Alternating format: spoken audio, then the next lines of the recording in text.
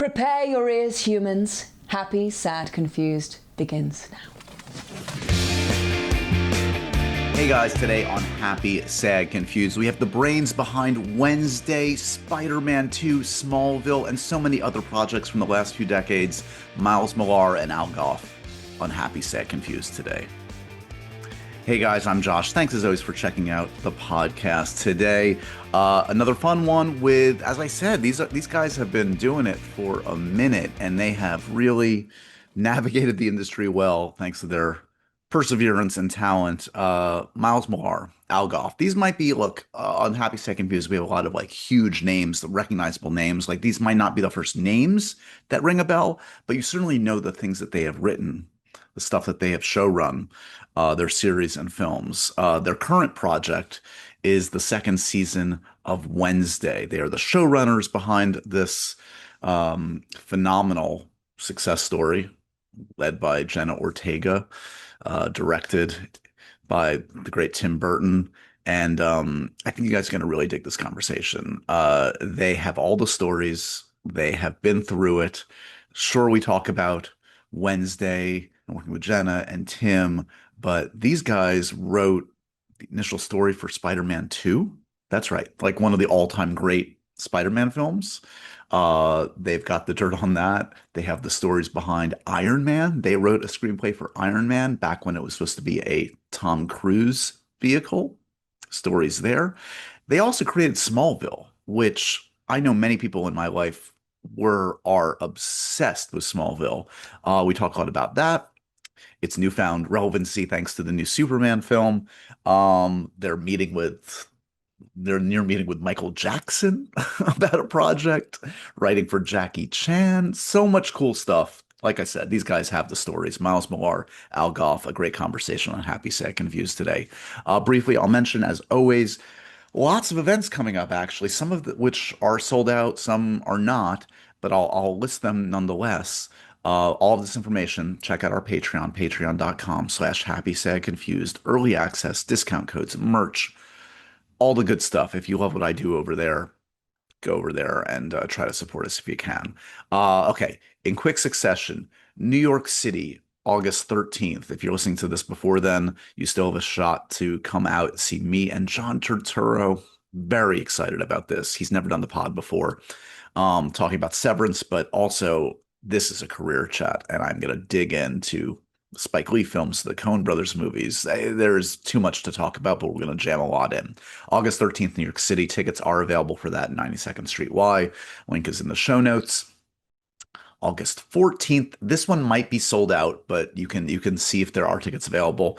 Again, through the 92nd Street Y, but actually at the Paris Theater in New York City, we are screening Thursday Murder Club, which is the new Netflix movie. And get a load of this panel. Pierce Brosnan, Helen Mirren, Ben Kingsley, Chris Columbus, all sitting down to chat. That's pretty damn cool. As I said, I'm not sure if there are tickets available. The last one is the longest shot, but we are hopefully going to release a few tickets as we get closer. August 15th, Los Angeles, Here I Come, Seth Rogen, Ben Stiller. This one sold out in about a day. So we'll see if some last minute tickets come available. Keep your eyes and ears peeled. But that's going to be a hell of a night. That's it. A lot coming up. A lot more to come. That's just the stuff I can announce. Yeah. Anyway. All right. Let's get to it. If you are. Oh, by the way, these guys also wrote Beetlejuice. Tim's return to that franchise. So we talk about that too. So if you're a nerd like me that loves comic book movies, Beetlejuice, Superman, Iron Man, all the stuff, Addams Family, you're going to dig this one. Millar. Miles is the one with the British accent, for the record, and Al Gough. Great conversation. Two great guys and talented writers. Please enjoy. Miles, Al, thank you so much for taking the time today. I was just talking to you guys unofficially off camera that I'm big fans of your work. There's a lot to talk about Wednesday and decades of contributions to pop culture. So thanks for the time today, guys. I appreciate it. Thanks for having me. Yeah, this is great to be here. Yeah. So who has quit this relationship most over the years? Who said, that's it? I've had enough. We're done. Who's the drama queen in the pair? Let's get that out of the way. it's been shockingly, I would say, drama free. We've been partners for over 30 years. Um, and as you know, because your brother's in a partnership, that they but it's very interesting because sometimes Miles and I will run into people who used to be partners, and Yeah. it's like running into like divorced couples. It's like, oh, they were partners in the 90s. Right. I mean, They're still going. It's weird. is the working relationship essentially unchanged? Like, have you had to kind of make adjustments over the years of the way you work with each other, or is it kind of, if I talked to you 25 years ago, was it essentially the same way you work? I think sort of spiritually it's the same. Logistically, as you know, with life, we used to write together in Miles's apartment when we first started every day. We would go and work from like 9 to 6, 9 to 7, and sort of back in the early days. And then as it sort of evolved, we always are together when we break the stories and do all of that. But then sometimes, just given the logistics of television, and show running, it's different that way. So divide and conquer. Yeah. There's definitely been an evolution in terms of that, and the complexity of these shows has just become much more extreme. In our Smallville days, it was very much we're in the writers' room together, breaking 22 stories a season. This is really like breaking 8 movies and then making them, which is like the scale of production is just so much bigger. So I think we've really you have to get this divide and conquer approach, and it's been very effective for us. And I don't know if people do it just with one person, because it's just the scale of work is just phenomenal. Well, yeah, and you're getting at something I want to start with. We're going to start with Wednesday, which is obviously entering its second season. Congratulations, guys. I've seen the first 4. You've broken it up into 2 parts.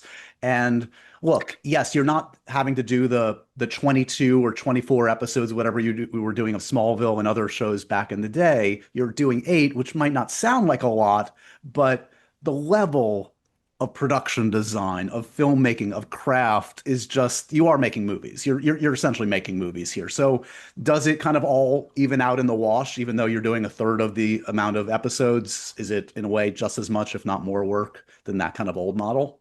Oh, I think it's much more work. I mean, Yeah. it's just, I think also it's like the job of a network showrunner, someone doing like a Smallville, is really you're in command of the writers' room, and you have obviously input into everything else, and you oversee it all. But just the level of participation and leadership that's needed to run a show like this is just nothing like we've experienced before. So Yeah.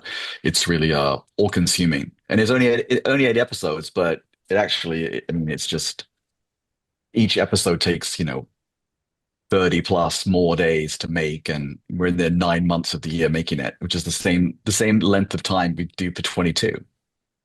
I mean, it must be rewarding, hugely rewarding. Not look, obviously it has touched the zeitgeist and it's obviously resonating with millions and millions of people, but like also to get all the bells and whistles, to get someone like Tim Burton directing some episodes, to get, again, the production designers, the music budget. I can't imagine the music budget on this show. It probably dwarfs some of the other shows you've worked on. Is that fair to say? Yeah. Yeah, it definitely is, and it's as Miles said, it's just a much bigger production because when back in the day when you did 22, you most of them were going to be in your batting average, right? But then you were going to have some that were great, and Right. some, no matter how hard you tried, were going to suck. But here, when you're making 8, like they all have to be great, and there's there's not no an room. excuse for Yeah. it not to be. There's no, Yeah. there's No, no they've all got to be you know. great. That's it. Yeah. And So back then too, you were kind of fighting against the other shows in your time slot. Now you're literally up against every show that's ever existed. yeah, and the bar has been raised all around in every Yeah. conceivable way. Yeah. Like I said, I'm digging the new season. I love any show that, I think in the first episode of the new season, Wednesday says something to the effect of, "I'm heading to the Junior Embalmers Convention in Kansas City." That's when I knew you had my heart. Like I was like, okay, I'm in. Like this is speaking to me. Is is there? It must be so joyful to write that character in particular. The deadpan, the dark, twisted sense of humor. Um, is it fair to say that's one of the most enjoyable characters in your career you've had a chance to write for? Yes. Yes, absolutely. And also, in some ways the trickiest too, because she does things not for the reasons that a normal quote unquote, hero in a television series would do it. She's not doing it to really save lives or to help the world. You know what I mean? She ends up doing those things, but that's not her intention. Hers is all about, curiosity and solving something because she's the best to do it.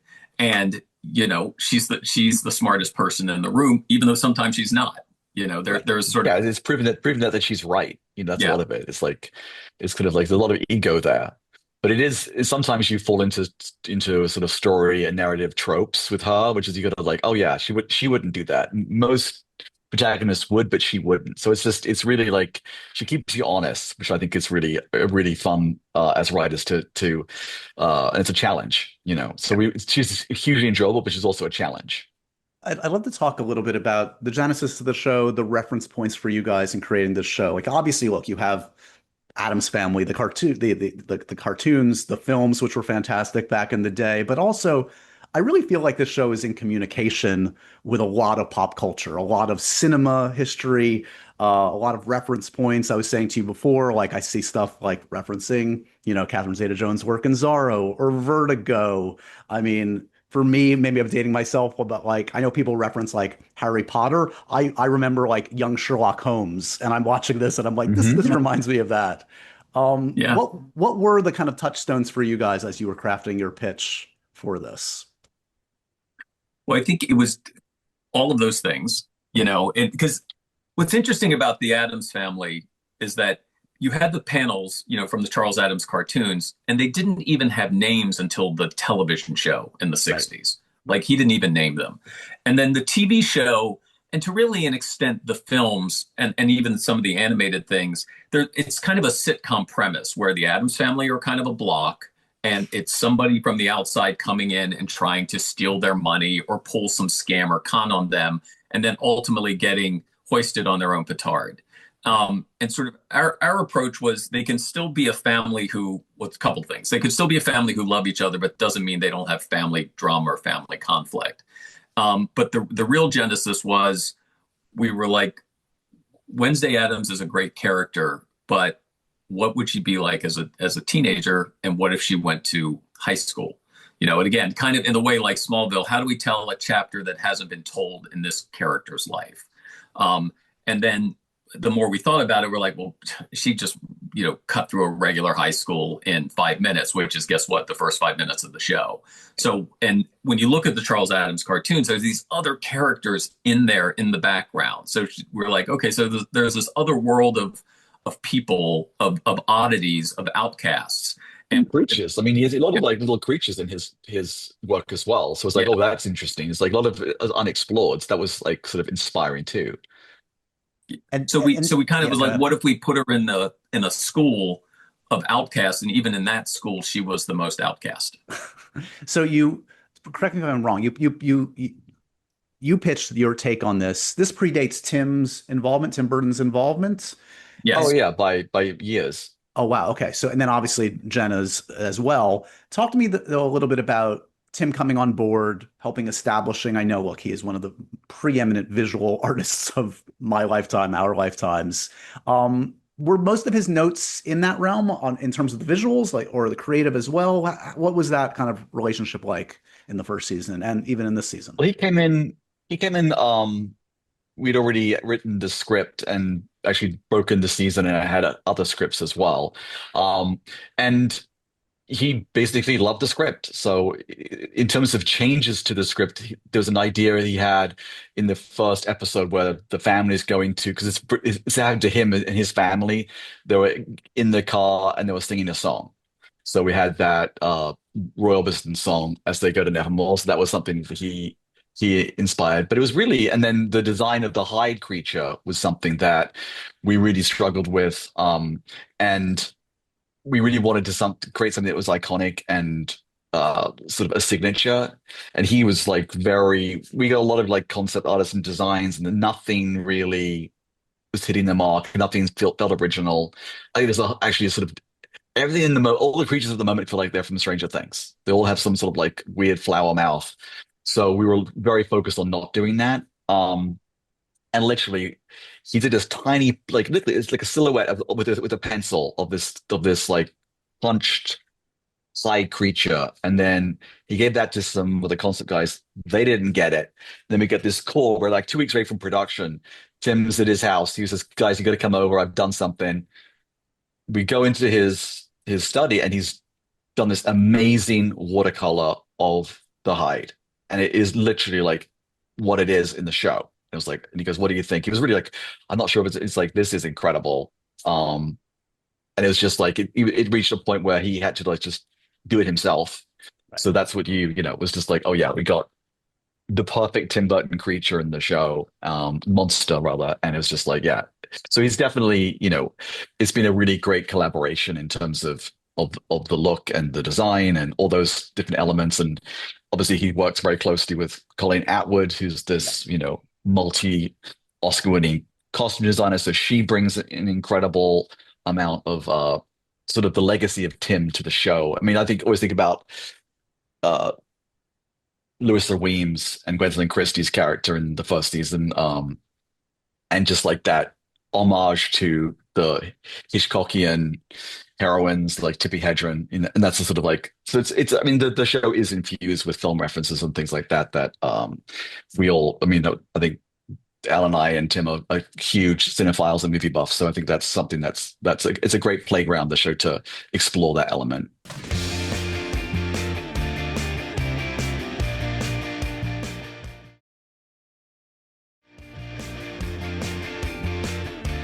You also have a cinephile, maybe an unlikely one given her age, in Jenna Ortega, who I've chatted with a bunch and maybe has better film knowledge than I do, and I'm twice her age. I mean, she's obviously an amazing acting talent, but like a true student, like of cinema, of music.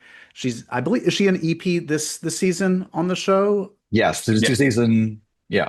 So obviously, I would think, has a seat at the table, has creative input. What's it been like to kind of collaborate with her, especially in the second season, of what she wanted to kind of make a mark with as a creative influence on the show?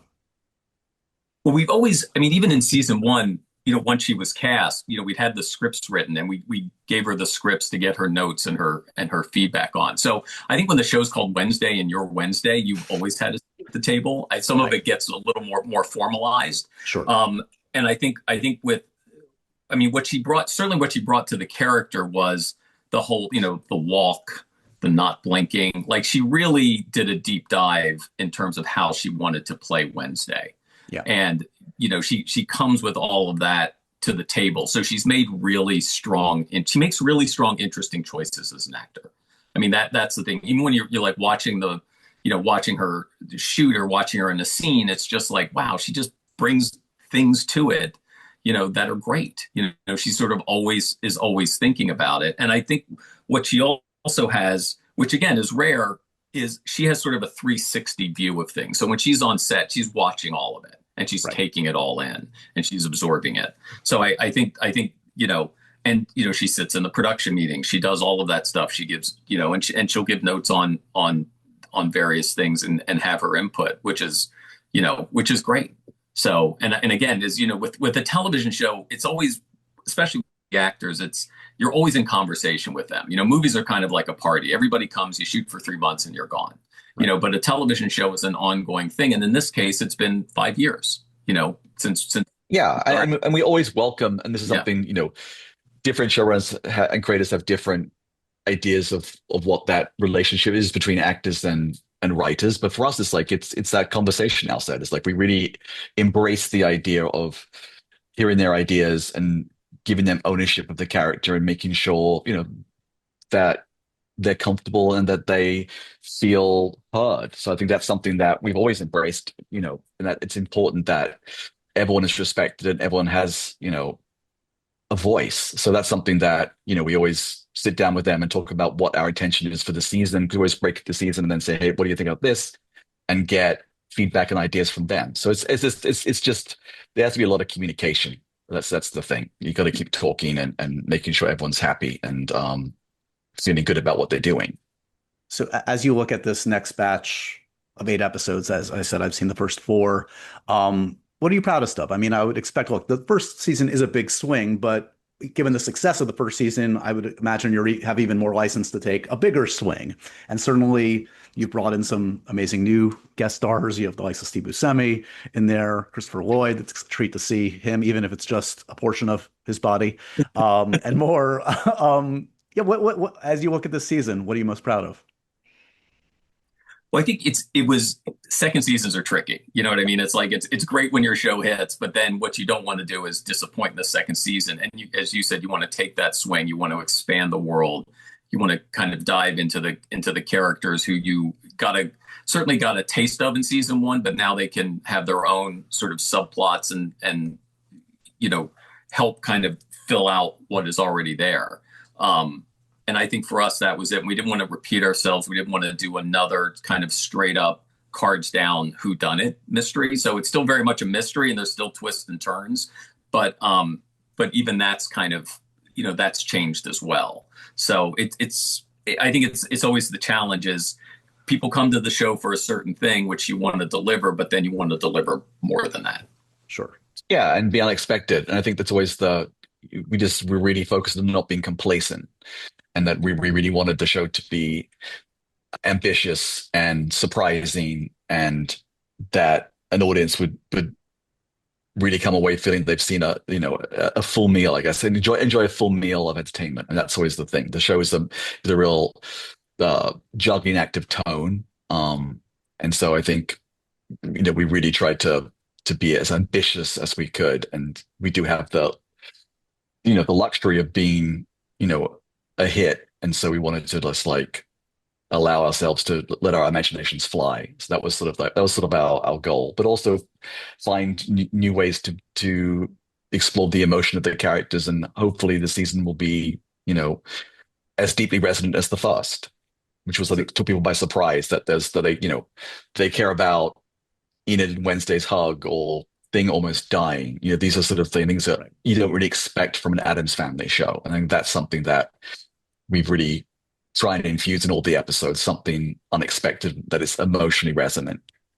You might as well also be talking about another of your collaborations with Tim Burton, which I do want to talk about. Congratulations on Beetlejuice, which I very much enjoyed last year. Oh, thank you. And look, we anybody that knows the history of Beetlejuice and the quest for a sequel knows that was a long road, and there were a lot of expectations and a lot of false starts and different ideas over the years. And I've talked to Michael over the years. I've talked to Winona a lot over the years. They are very protective of these characters. They have very specific ideas of what they did or didn't want to see. Can you talk to me? I'm almost more curious about your collaborations or input from them than Tim. Like, what did Michael and Winona say directly or indirectly to you that informed what you ended up with in Beetlejuice? Well, that was interesting. Tim came to us. We were shooting the first season of Wednesday, and he called us into his trailer one day after shooting. And we thought, oh, God, is something wrong? And he said, I want to do a sequel to Beetlejuice. It's the movie that people ask me about the most. Right. And he said, and obviously he'd been talking to Michael and Winona and Catherine, and said, if we don't do it now, we're never going to do it. And so we went away. And again, that's, we seem to have this problem, which is you don't want to destroy people's childhoods, right? So you know what I mean? Like dancing on the knife's edge for 30 years. Just dancing on the knife's edge with these things. And you want to honor, it is always the hat trick and the tightrope with these things, which is you want to honor what's come before, but it also has to feel there is a reason to be, and it's not just a cash grab, right? For these things. Yeah. So it can't be cynical. That's always the thing. Yeah.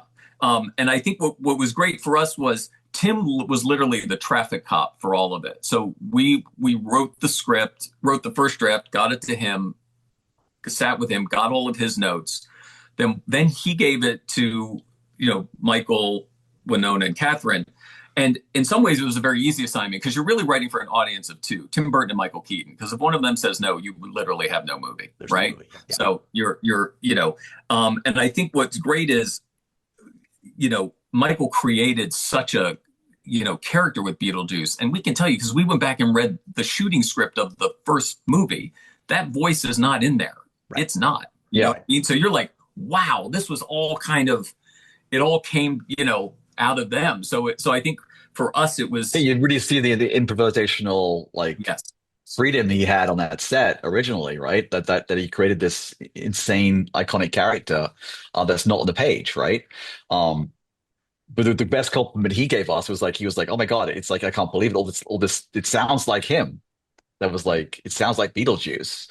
And I mean, I guess his big note was, and Tim's too, was like this always like less Beetlejuice, Right. less Beetlejuice. So we had a lot of scenes that we just like trimmed or cut or just so it just cuts down to like the essence. And so he is very spare in the movie, and I think that's what gives him that special pop that when he's on screen it's like really impactful, but you don't see a lot of him. And that was really like that was Michael's big thing. Just like I shouldn't be in the movie too much. Well, that's the famous The thing. less the better, really. Yeah, you go back to the original, he's in like 18 minutes of the film, and you're like, what? Oh, that's Yeah, the impact of that character. it Um, is. yeah. the, the, He's just the, an agent of chaos. he, needless to say, yeah. So film did very well. It sounds like the studio wants another. Are you in discussions? Or are you involved in developing a third Beetlejuice film?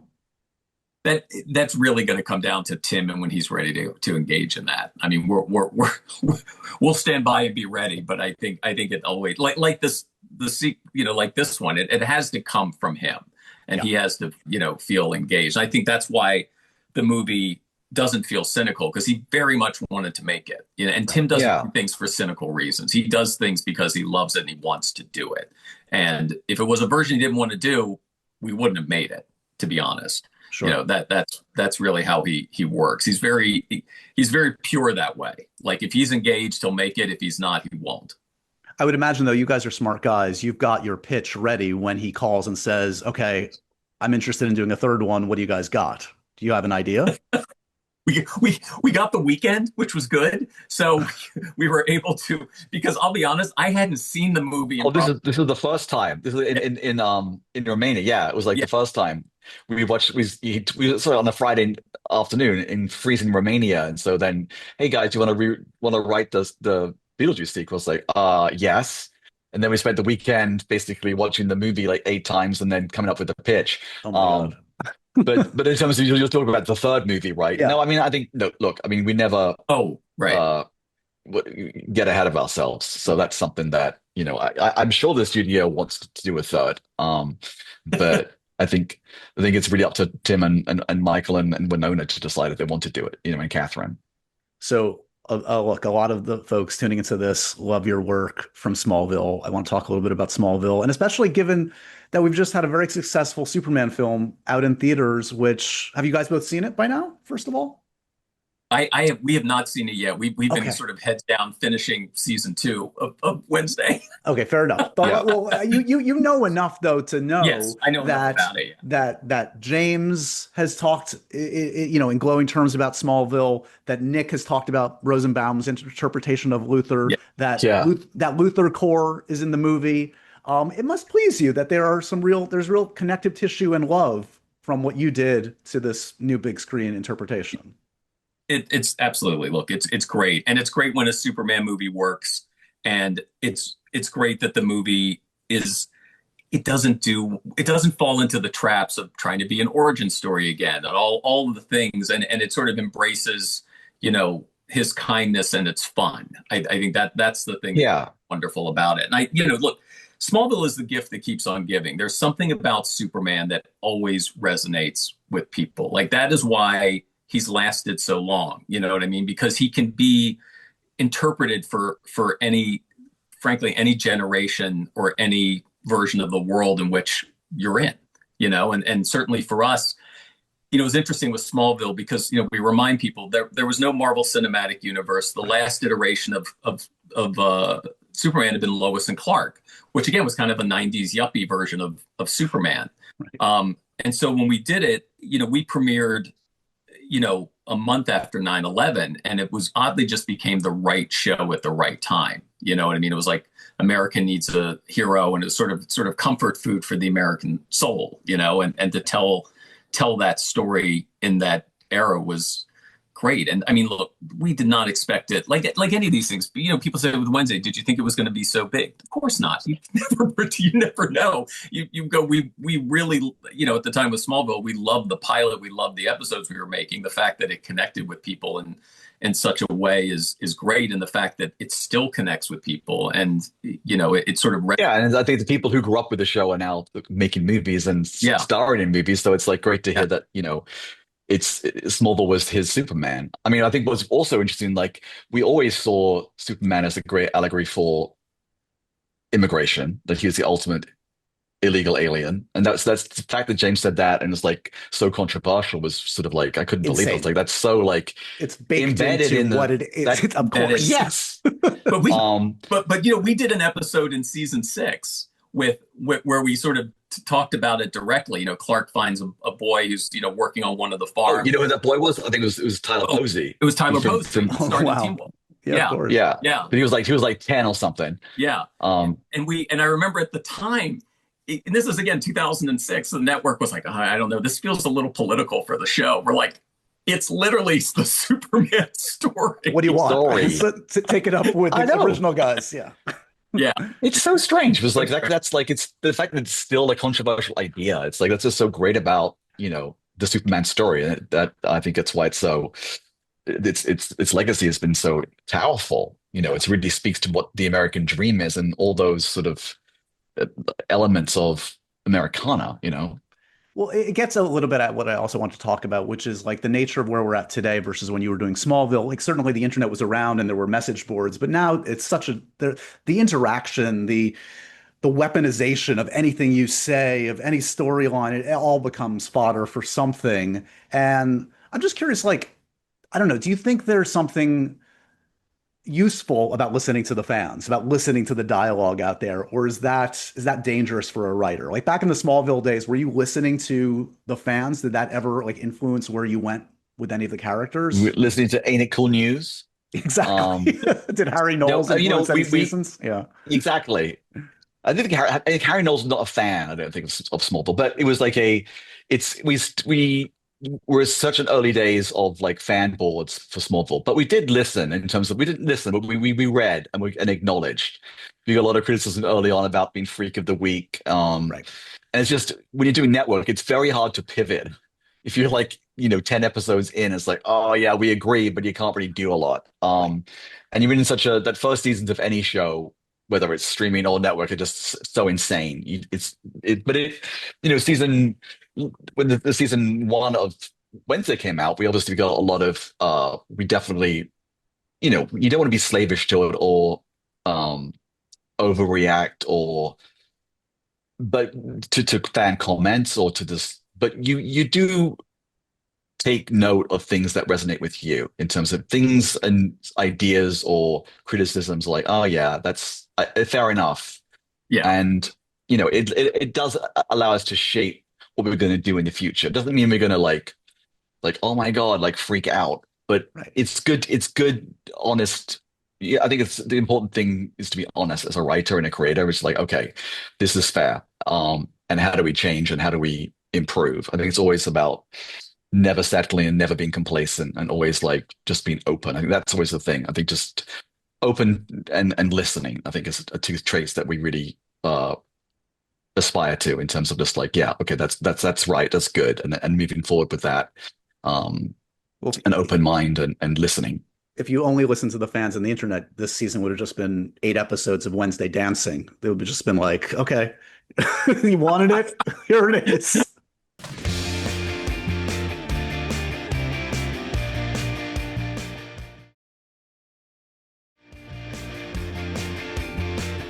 Look, you guys have had an amazing career and a lot of great produced stuff, a lot of stuff that was never produced. I mean, a lot of comic book related stuff. So if you'll indulge me, I do want to like get your take on what your takes were on some of these or how far along you got. You do have a story credit on Spider-Man 2, for my money, one of the great comic book movies ever made. From what I've read, and correct me if I'm wrong, your story, your script had Doc Ock, but it also had Black Cat and Lizard. Like, what was your take on Spider-Man 2 and how much ended up in what we saw in Raimi's film?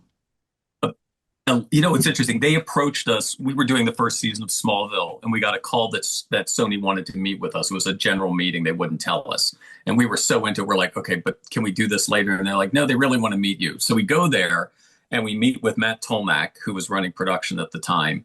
And we were sort of, you know, they loved Smallville. And then they took us over to the set where we met Laura Ziskin, who produced it, and Sam Raimi. And they said, we love, and literally the pilot had just premiered like a month before. And they said, we loved your show. We love what you're doing. We'd love you to write the sequel. And we were like, okay.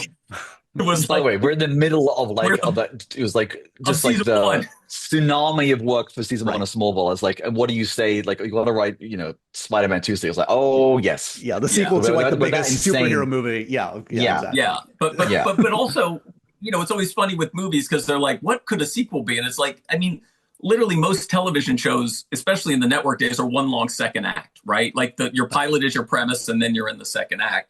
And our approach was, with great power comes great responsibility. But what if you never wanted the powers?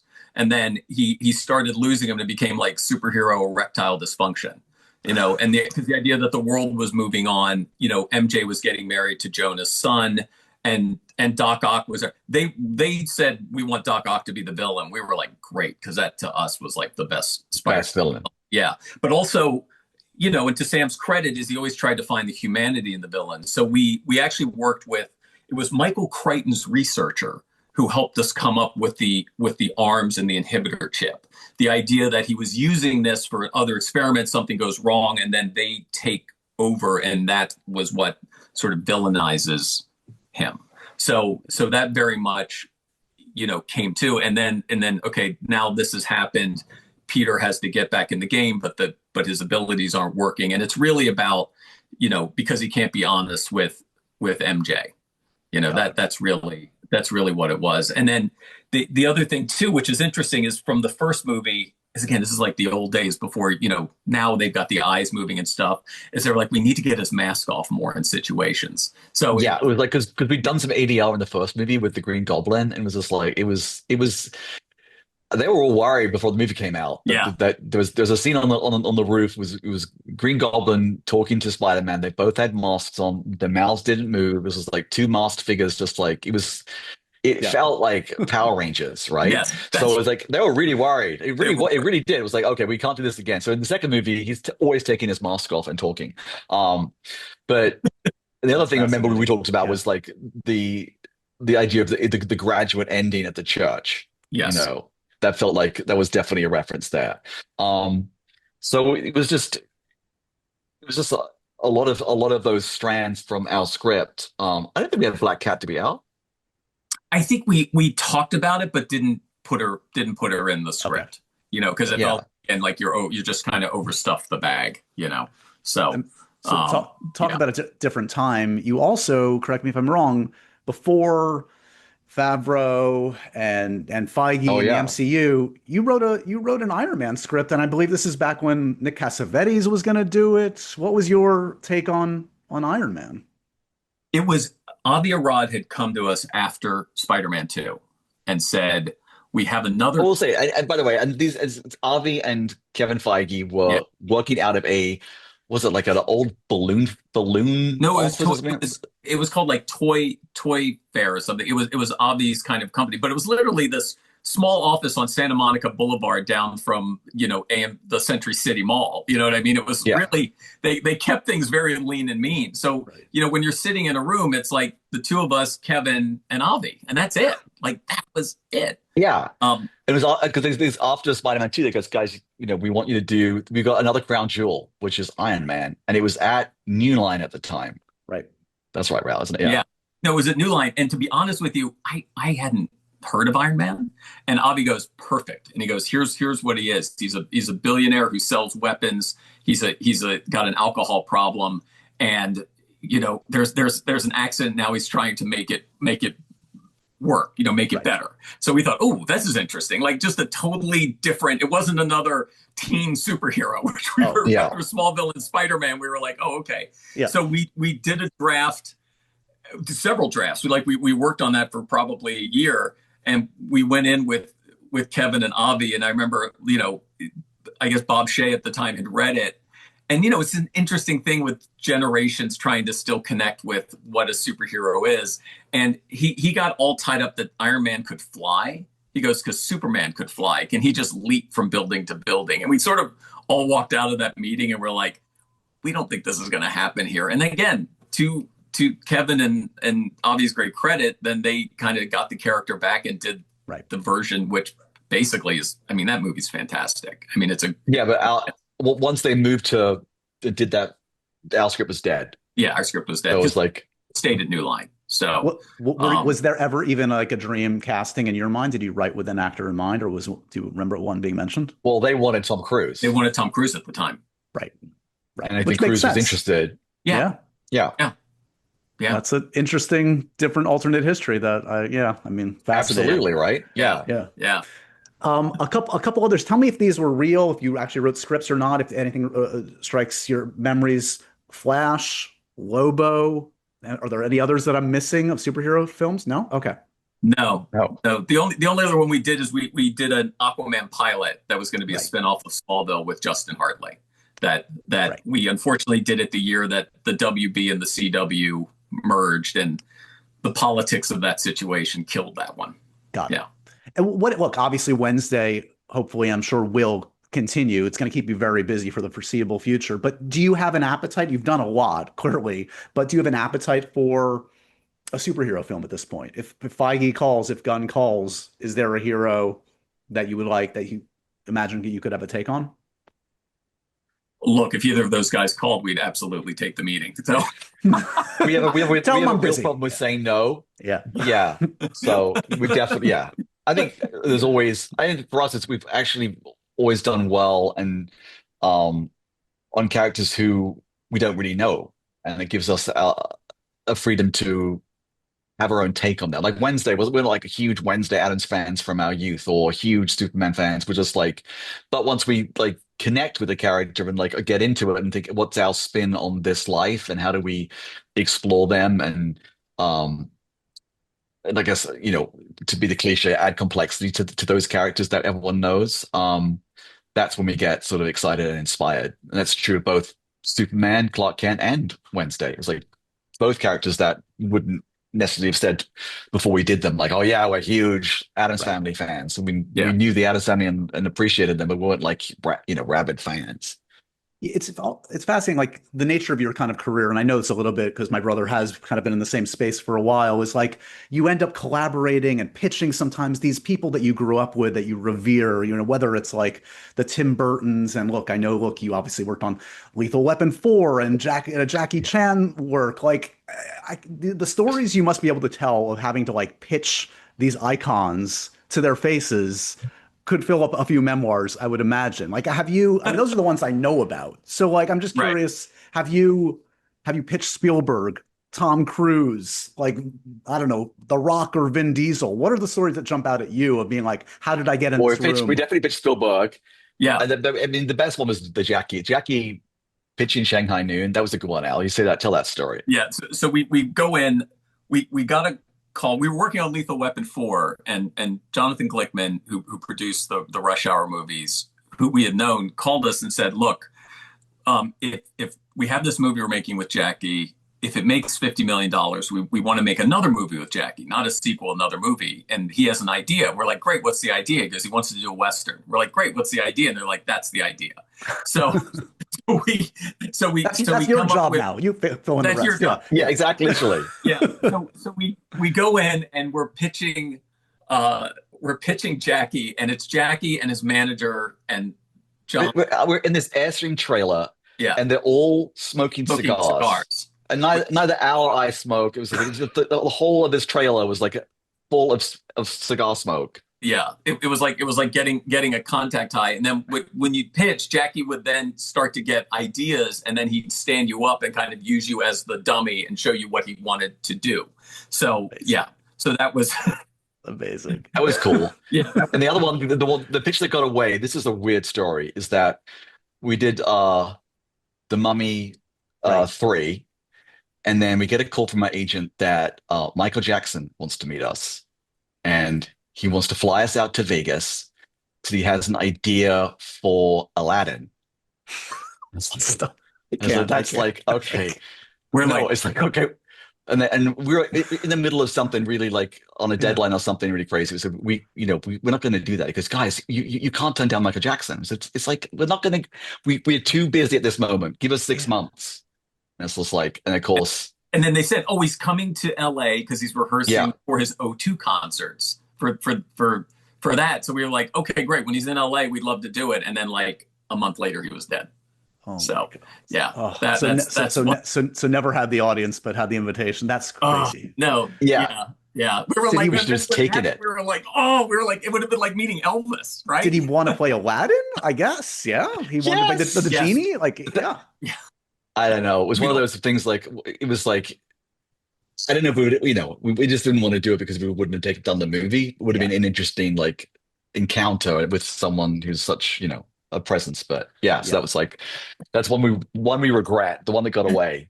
Yeah.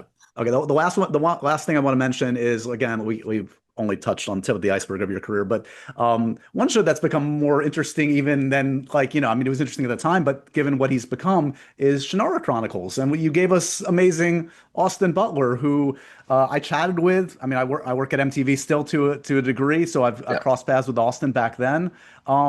I don't know. You obviously saw something in him then, but did you see what he's become when you worked with him on Shannara? Austin always, we had seen him. It's funny. We were casting that show and Into the Badlands in the same building. And talk about a tale of two cities for AMC. Remember, this was at the height of AMC.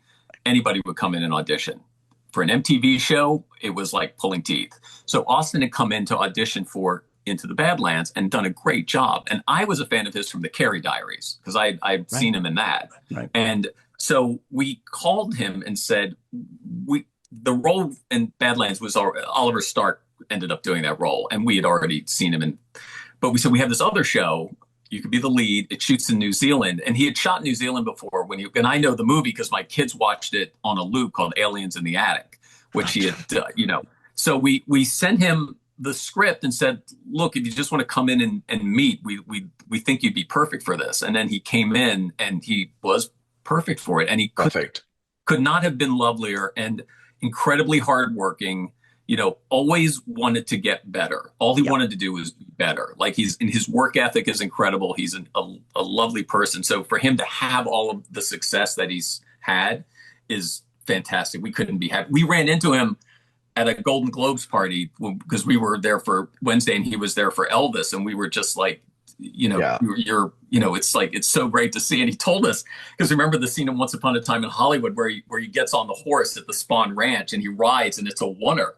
And he learned how to ride on Shannara. And he said, he goes, I told Quentin, he goes, it was Shannara to thank for that. And I remember the horse wrangler in New Zealand was like, this guy's a natural. He's amazing. Amazing. So we couldn't be more thrilled for him. He's a great guy and a fantastic actor. So, well, congrats again on this new season. I've only seen the first half. Anything we should tease on the back four of Wednesday? Anything you can say? Just hold on because the ride gets a lot wilder. Yeah. I'll also say it must be especially satisfying. Look, again, you guys have put in the work for a long time. I think Wednesday was the first time you got an Emmy nod for your work. I mean, the nerds have won. The geeks came around. You get 30 years in the making. But that's the thing that astonishes us the most. Yes. It's taken us this long, but to have this hit at this time of our lives is like it's incredible. Yeah. But so it's we couldn't be more thankful. It's also a good time to have it. Actually, I'd rather have this kind of hit now than you really appreciate it. Having had Smallville and this is like next level, it's really amazing. We couldn't be more thrilled or grateful. No, I mean, look, any writer or creative in the industry knows how tough it is to create one thing that resonates, but to see what you guys have done in different periods at different points in your life in different ways is really a testament to your work ethic and talent. So congratulations on everything, guys. Congratulations on the new season of Wednesday. And thanks for the time today. Thanks, Josh. Thanks so much. Take care. Thank you, guys. And so ends another edition of Happy, Sad, Confused. Remember to review, rate, and subscribe to this show on iTunes or wherever you get your podcasts. I'm a big podcast person. I'm Daisy Ridley, and I definitely wasn't pressured to do this by Josh.